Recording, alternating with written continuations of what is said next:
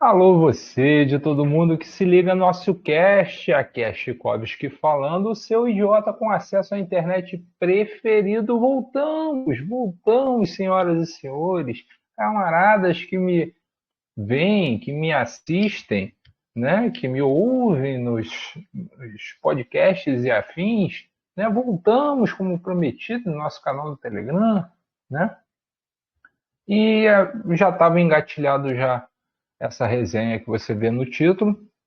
Então, vamos fazer aqui a resenha Pacóvia Medíocre, né, de passe livre. As possibilidades da tarifa zero contra a distopia da uberização, né, de Daniel Santini, lançado em setembro de 2019 pela Autonomia Literária. A minha percepção, né, sobre a temática já havia se aprimorado, né, bastante com leitura de blogs, mas ainda quando organizado no PSOL, né, a partir de 12 de outubro de 2018. Né? Hoje eu não faço mais parte, mas se a gente comparar, né, a percepção, né, de hoje, até dezembro, né, do ano passado, essa minha percepção sobre o tema, ela melhorou consideravelmente quando eu estava organizado no pessoal, apesar de ter lido blogs, principalmente se comparado lá com o primeiro, né, OssioCast número 1, né, que a gente lançou em 23 de junho, né, de 2013, né, no meio das jornadas de junho. Mas esse livro, ele aumentou consideravelmente o meu entendimento do assunto, né? Eu estou falando de qual livro? Passe Livre, que eu vou mostrar para vocês aqui uma versão digital, né? Compartilhamento de tela, mas eu já o possuo já, se muito me engano, desde a pandemia, creio.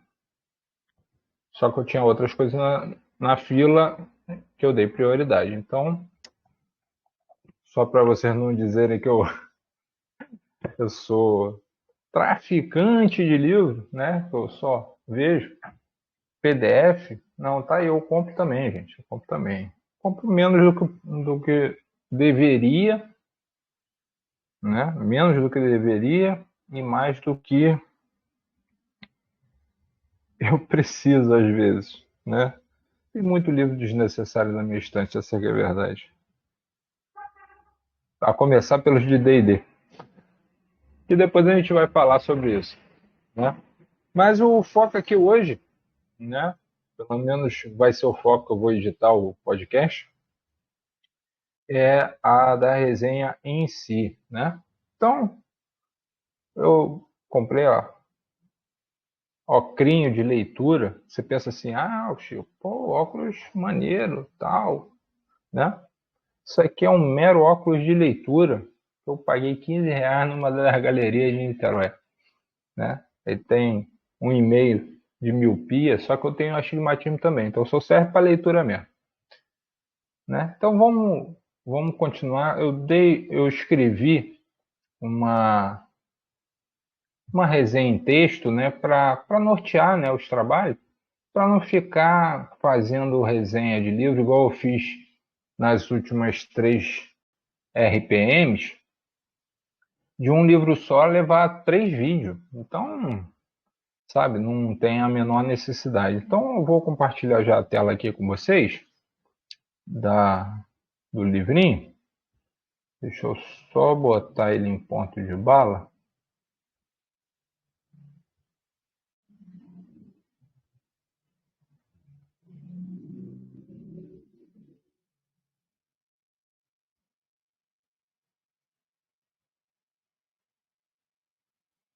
Deixa eu cancelar aqui.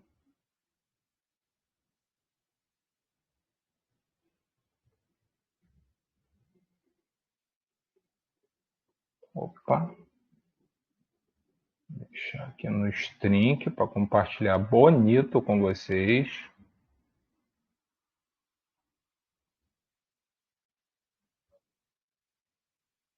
Aí vocês podem ver aí o levrenho, né? Então, voltemos aqui meus alfarrábios, né? Então, para começar os trabalhos, o prefácio ele é do Lúcio Gregori, ou Gregori, né? Que é engenheiro com pós-graduação em mecânica dos fluidos pela Escola Politécnica da USP, né? Foi secretário de Serviços e Obras e secretário de Transporte da Prefeitura Municipal de São Paulo durante o governo da camarada Luiza Erundina, em 1988 a 1992. À frente da pasta, ele propôs a adoção da tarifa zero na cidade em 1990. Ele enfatiza o passe livre e a mobilidade. Ele enfatiza, né, a mobilidade urbana, que a mobilidade. Eita, rapaz, tá foda, hein? Ele enfatiza que a mobilidade urbana é um assunto complexo que envolve a vida cotidiana de milhões de pessoas no Brasil, mas que nem sempre é estudado com a profundidade ou abrangência necessárias, né? Fecha aspas. Ele cita algumas peculiaridades da formação do trânsito, né? Como a gente conhece, a alteração do artigo 6º da Constituição Federal, onde o transporte passou a ser considerado um direito social, né? Desde de setembro de 2015. Então, você para e pensa, né? Saúde é um direito, né? Moradia é um direito. Transporte agora também é um direito. Agora que eu digo desde então, né?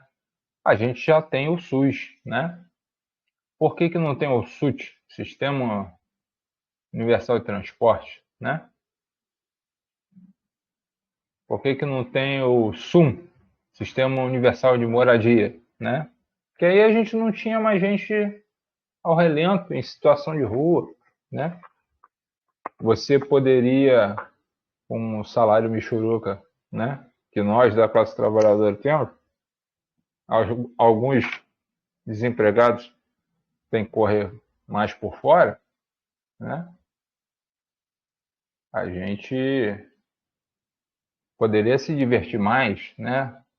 Porque às vezes ir para a praia, só ir para a praia uma pessoa é 10 conto, né? É 4,45 no caso de Niterói, para ir no 4,45 para voltar, né? Então 8,90, quase R$ 9 aí para você só ir para a praia no fim de semana, uma vez, né? Enfim. Então, continuando, como é que vocês estão vendo meus cornes aí? Então, vou só dar um giro aqui. Deixa eu aumentar aqui para ficar bonito.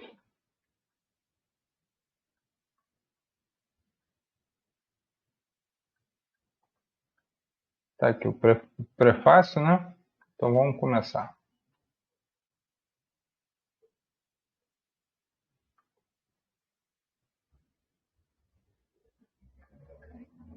Rapaz, tá braba, né?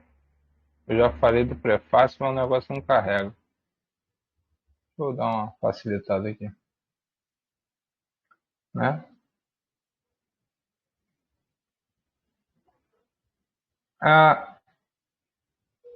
Na apresentação, a mobilidade como direito, não como serviço, o autor abre com o seguinte parágrafo, né? Abre aspas. Vou mostrar para você ler junto comigo aqui, se você quiser. Então, a adoção da tarifa zero está entre as soluções mais interessantes para cidades, com potencial para melhorar o trânsito, o bem-estar e a qualidade de vida, não só de quem usa as redes abertas, mas de toda a população. Este livro busca reunir ideias e exemplos de adoção de passe livre com o intuito de contribuir para a construção de políticas que valorizem o espaço público e os bens comuns. Sistemas baseados em tarifa zero podem ser mais eficientes, ecológicos e econômicos.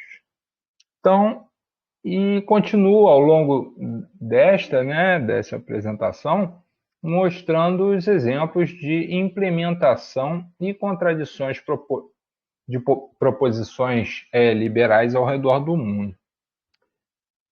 No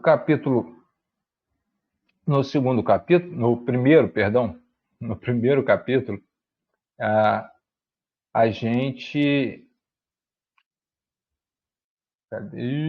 no segundo capítulo, no primeiro capítulo, Tallinn, a capital mundial do transporte público livre, vemos a experiência da capital da Estônia e capital do transporte público livre, em que o passe livre foi instituído em 2013, né? Enquanto a gente estava saindo na porrada aqui, né, no meio da rua, porque não era só pelos 20 centavos. Você lembra que não era só pelos 20 centavos? Né? Já se vão 11 anos, quer dizer, em junho vai fazer 11 anos, né?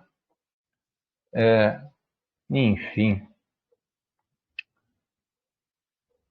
Em 2013, organizou fóruns internacionais em 2012, 2013 e 2018 e participou de outros, né? A equipe que fez a implementação do projeto participou de outros tantos ao redor do globo, né? No segundo capítulo, a gente é apresentado... Cadê? A gente vai no...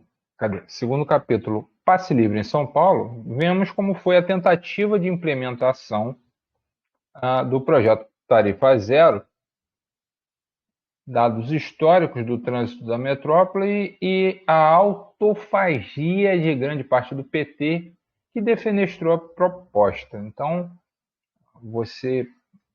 nesse capítulo, a gente passa por vários aspectos dessa empreitada no governo da Luísa Erundina. Já no terceiro capítulo, o país em que idosos não pagam tarifa, vemos as várias modalidades de passe livre vigentes no Brasil, né? Vemos também a formação e atuação do movimento Passe Livre, né, o MPL, e as jornadas de junho também são comentadas.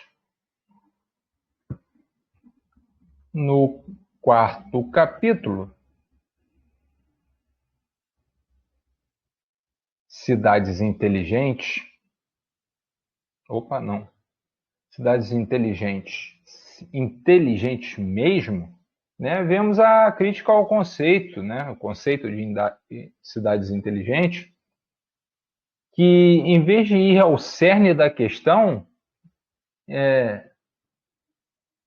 ele inventa alternativas tecnológicas mirabolantes, individuais ou coletivas, que não beneficiam de verdade a mobilidade urbana. Já no quinto capítulo,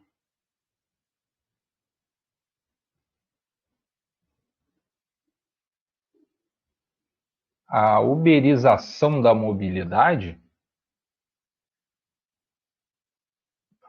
vemos as contradições das propostas de aplicativos de transporte particular para a solução da mobilidade urbana, que só precarizam o trabalho da categoria de motoristas, sem solucionar o problema e lucrando horrores no processo. No sexto capítulo, que à época do lançamento do livro foi disponibilizado para leitura, né, como prévia do livro,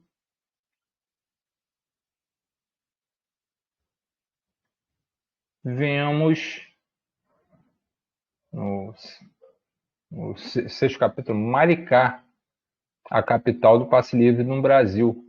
Aí vemos como foi a implementação do passe livre no território maricaense, a criação da EPT, Empresa Pública de Transporte, e a quebra da hegemonia da Nossa Senhora do Amparo e Costa Leste, que eram as sugadoras da população maricaense. No sétimo livro, no sétimo capítulo, e se Paris adotar a tarifa zero, vemos a intencionalidade da implementação da tarifa zero universal na Cidade Luz, né? E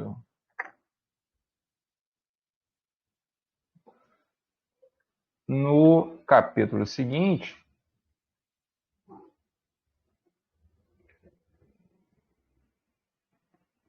no oitavo capítulo, o colapso das cidades baseadas no transporte privado, vemos os malefícios que é o rodoviarismo como política pública trouxe e traz à população urbana desde o início do século XX.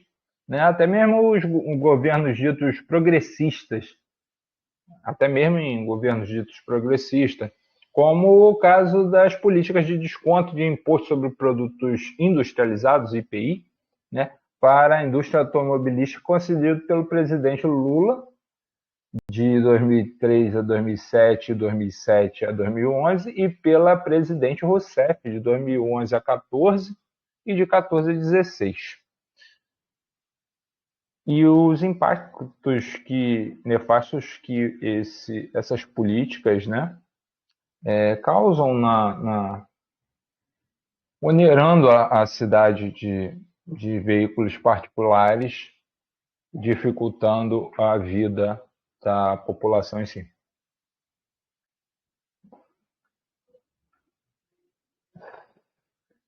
No nono capítulo,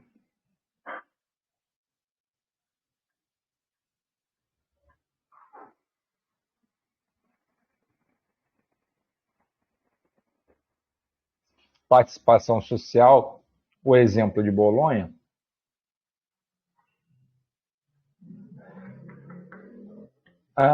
a gente vê um pouco, bem pouco, da política pública adotada pela cidade italiana, além de equivalentes em outras cidades. No décimo capítulo, vamos lá, para não ficar muito longo o vídeo. No décimo capítulo, a experiência dos pequenos municípios no Brasil, a gente vê os outros 13 municípios para além de Maricá, né? Nós vemos os casos de Agudos, São Paulo, Anicuns, Goiás, Eusébio, Ceará, Itaipuaçu, Minas Gerais. Não, Itaipuaçu não. Itatiaiuaçu. Perdão se você mora aí e eu falei o nome errado. Ivaiporã, Paraná. Olambra, São Paulo.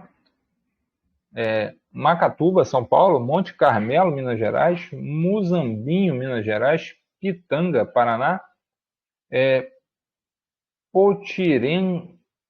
Potirendabá, São Paulo, Silva Jardim, aqui no Rio, na região lacustre, e Venceslau Braz, também no Paraná.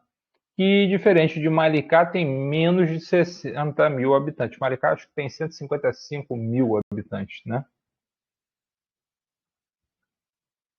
No último capítulo, né, ideias para custear o passe livre, a gente acompanha, nós vemos algumas proposições de como viabilizar a empreitada. Então, vou encerrar aqui o compartilhamento. Aqui, na sequência, a gente tem só agradecimentos e bibliografia.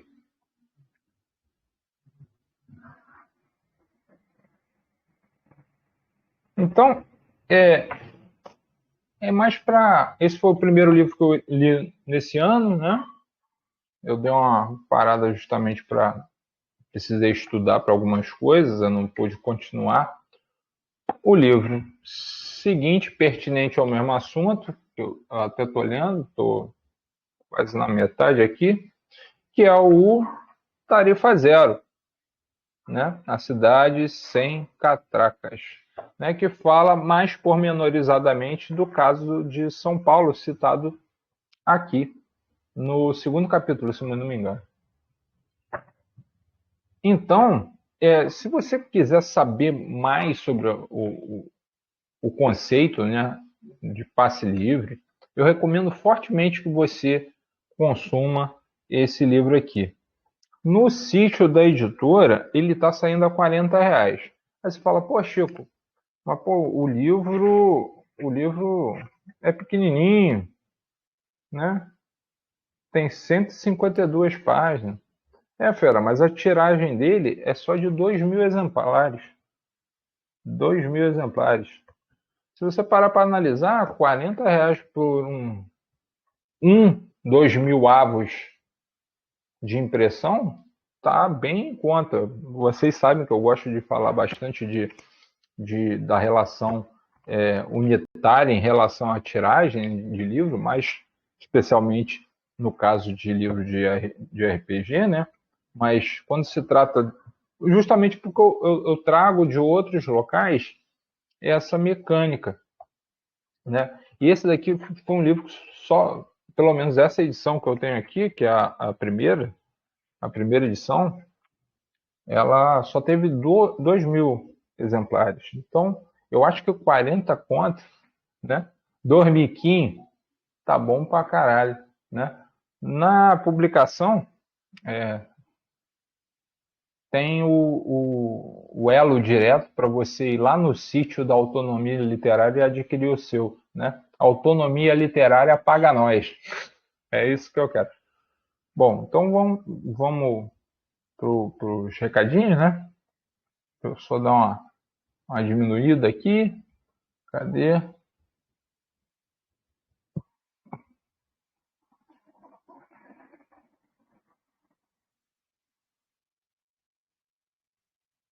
Só para aquela leiturinha básica para ficar gravada.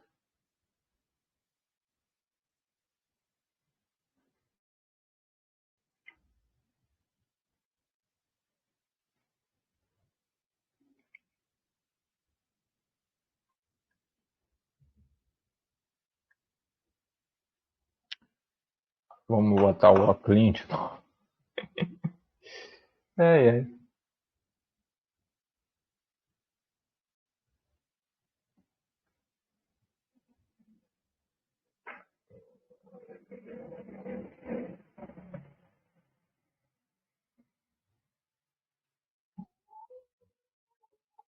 Vamos aos recadinhos do serviço de atendimento ao queloniano, né, nosso saque. Se você gostou do conteúdo, compartilhe em suas redes sociais e divulgue a mídia independente. Dê seu comentário em ociolevalvicio.blogspot.com.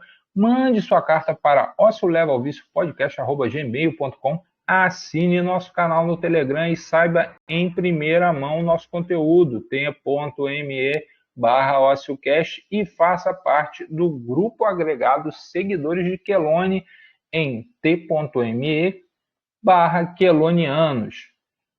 Todos os demais elos em nosso Jequitibá corrente, linktree.ee/Tchaikovsky. Como não só de curtidas vive o ser, pense em contribuir financeiramente. Use a chave Pix ociolevalviciopodcast@gmail.com e ajude a causa ou só pague um italiano pra gente. Agradeço a audiência, beijo no Kengo e até a próxima.